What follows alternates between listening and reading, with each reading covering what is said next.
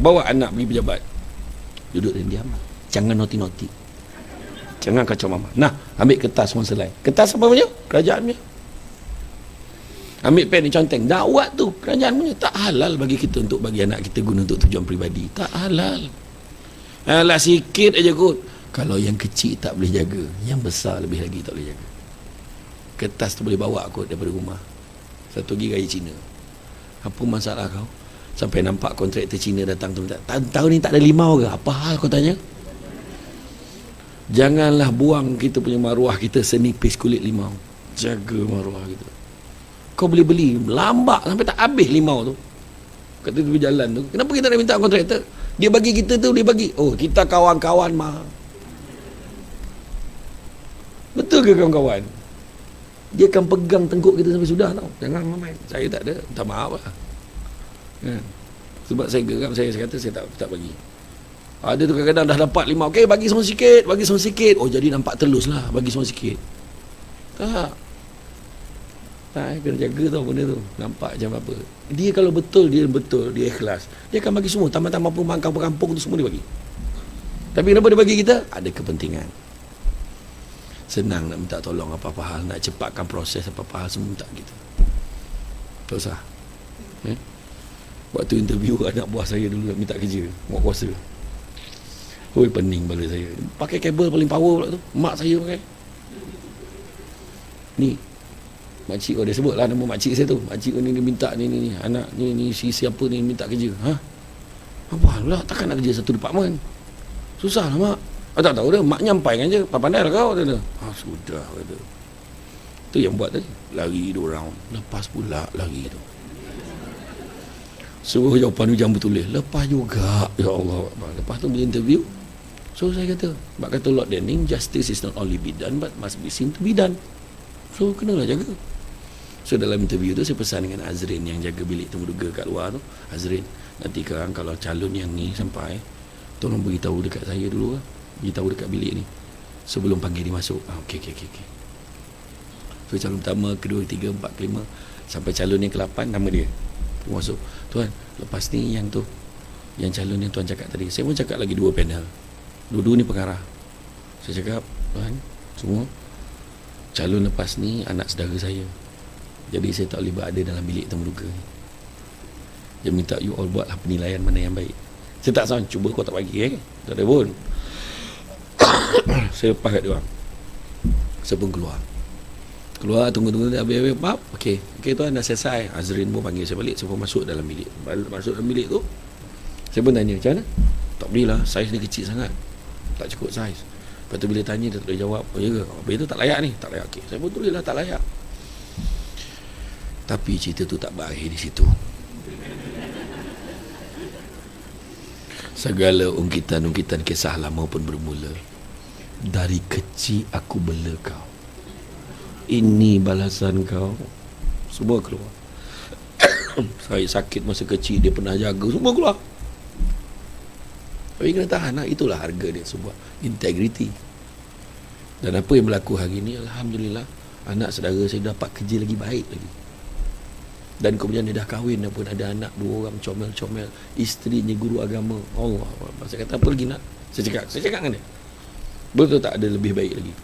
Bukan saya bagi rezeki dia. Kalau betul rezeki dia, tentu 2 orang tu cakap dia layak. Cakap tu je kan? Tuhan tentukan rezeki tu, dan Tuhan tentukan bila.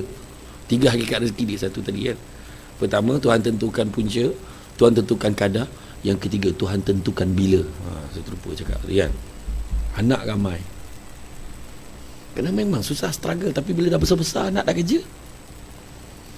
Dalam grup WhatsApp family, untuk dengan ini dimaklumkan, sekarang dah masuk 25 hari bulan, masih ada anak-anak yang belum membuat bayaran bulan ini. Sila abaikan mesej ini sekiranya bayaran telah dibuat. Bertalu-talu masuk duit lepas tu. Tapi itulah dia kan. Jadi jujur, accountability, kemudian ukhuwah, jaga hubungan, jangan jatuh-menjatuhkan antara satu sama lain. 3 perasaan penyakit dalam hati yang kena buang. Pertama, tamak. Tamak tu yang menyebabkan orang sanggup tipu mileage, orang sanggup tipu overtime. Sebenarnya mileage dengan overtime ni bukannya kita tambah duit income, tak. Nak cover expenses kita balik je, tu je. Mileage tu sampai, memang betul overtime dia tinggi betul. Tinggi, tapi tak boleh lebih 1/4 apa? 1/3 gaji kan? Overtime dia. Tapi motor dia teruk ni. Memang dia claim mileage tinggi, tapi motor jahanam, maintenance semua tu lah duit dia. Kadang tak cukup pun. Mileage, kenapa nak tipu? Bahagian kewangan memang ada query. Kenapa awak claim ni berbeza dengan orang lain sedangkan semua pergi kursus yang sama? Jawab dengan jujur. Jangan marah macam duit mak bapak kau. Sebab bukan duit mak bapak dia lah dia tanya soalan tu. Jawab dengan jujur. Sebenarnya saya bukan sengaja claim mileage. Sebenarnya saya tak tahu jalan. Dekat roundabout tu saya pusing 3 kali. Saya hilang pedoman. Tak tahu simpang mana harus kau ikuti. Perempuan kan selalu macam tu. Kan? Nampak tak? Yang jujur je cakap, tak tahu.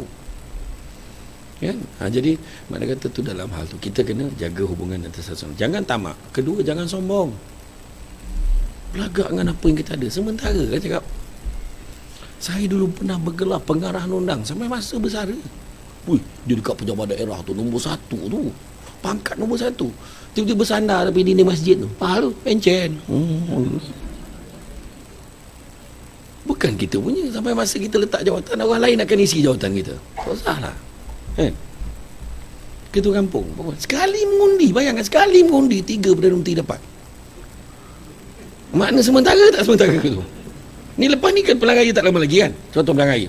Mungkin akan dapat Perdana Menteri baru lagi. Sebab macam mana kita boleh bersombong dengan benda yang kita ada?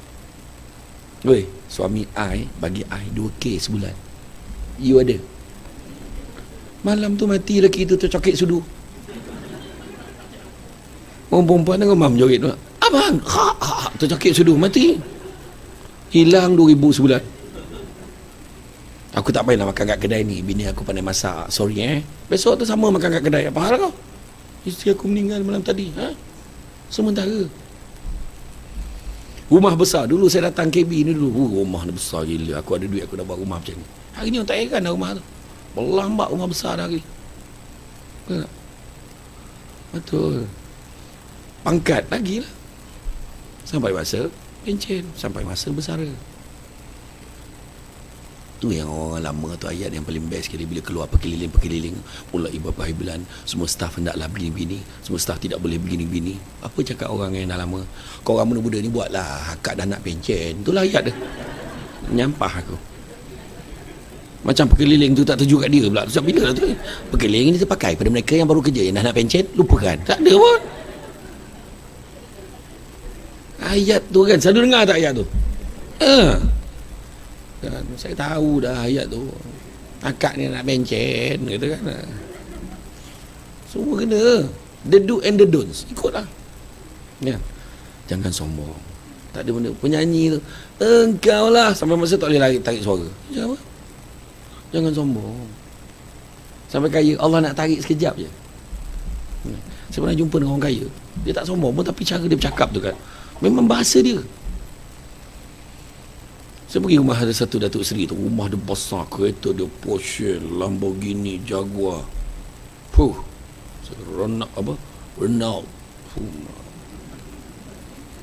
Saya kata, Datuk Seri, besar rumah dia, swimming pool, surau dia siap surau lelaki perempuan, tempat ambil wuduk selesa. Ada satu orang kaya kat puncak perdana saya pergi tu, buka dia punya kepala paip tu, menyala lampu tu dekat kepala paip tu, woi gitu. Dekat tempat shower tu kan ada pusing shower, nak hot apa semua kan, hujung tu ada AM FM. Boleh dengar radio apa, kau boring mandi sambil dengar radio. Tempat berak ni, tempat buang air besar ni, ada TV. Ya Allah Akbar, dahsyat betul orang kaya ni. Dan rumah orang kaya yang saya tanya tu kan, Tok, agaknya mahal betul rumah ni Datuk Seri. Tak adalah, masa saya beli dulu murah lagi. Masa tu baru 4 juta. Aku salah tanya ke dia salah jawab cakap. Pada dia 4 juta tu murah. Kalau kita lah beli rumah 4 juta, memang tak pasang aircon dah. Terjunta je wayar tu. Wayar kipas pun tak pasang dah. Bang makan bang, pergi kat dinding tu jilat. Tak makan apa dah. Tak ada apa dah nak makan. Betul tak kan? Tapi itulah dia bahasa orang kaya. Saya pergi syamah dekat PKNS waktu PKPB. Orang PKNS kata, Ustaz, kau nak beli rumah Ustaz, anytime ni Ustaz. Tengah murah ni Ustaz. Berapa? Dalam 1.2, 1.3 je. Kau hilang akal ke cakap aku macam ni? 1.2 juta tu murah kat dia. Itu sebab beza kan. Tapi dia bukan sombong, tapi betul bahasa dia tu. Tapi cuma tak sesuai kat kita. Ada satu datuk tu lagi lah, ajak saya makan. Ustaz, cuba Ustaz rasa kopok ni. Sedap tak? Saya camah kat rumah dia. Sedap lah tu kopok ni. Itulah tu, isteri saya pun cakap sedap. Tu yang kita orang beli kilang tu, apa pula kau beli kilang ni? Kalau sedap kau beli banyak, kau bagi orang rasa, sudahlah. Kau sampai beli kilang tu kasar ni tu, cakap tu. Dia bukan belagak, tapi itu bahasa dia. Sebab dia kata tak usah nak mimpi nak jadi kaya, tak payah. Tapi kejarlah bahagia. Kejar bahagia. Sebab satu hari nanti kita akan sedar bukan semua perkara boleh dinilai dengan harganya. Deep tak?